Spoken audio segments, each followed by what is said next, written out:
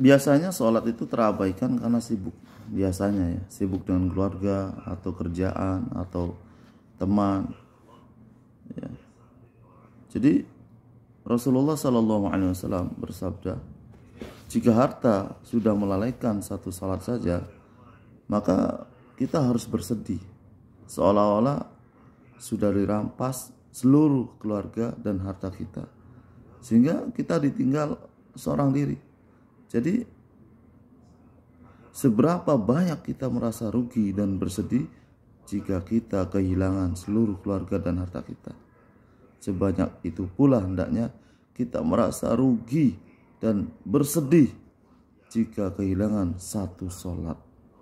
Harus rasa sedih. Satu sholat kita kehilangan seakan kehilangan harta keluarga. Jika ada seorang yang terpercaya, al-amin misalkan, dia itu orangnya jujur, ya, dia orangnya di kampung ini terkenal kebaikannya dan kejujurannya.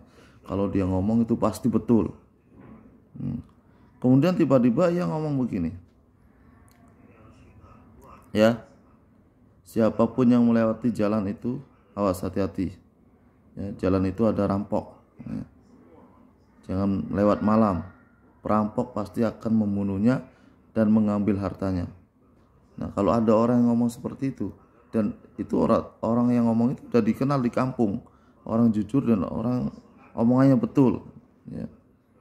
Maka coba, siapa yang berani lewat jalan itu?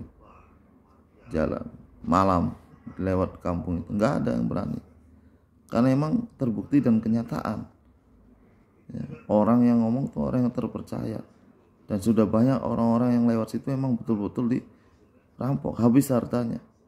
Bagaimana? Akhirnya orang nggak mau, jangankan lewat malam hari, siang hari pun akhirnya orang takut lewat jalan itu. Jalan yang memang suka nongkrongnya rampok. Itu misalnya, contoh aja ini, seperti itu. Nah, sedangkan Rasulullah SAW ini, beliau adalah utusan Allah yang jelas kejujuran dan pasti ucapannya, karena dari wahyu Allah. Ya,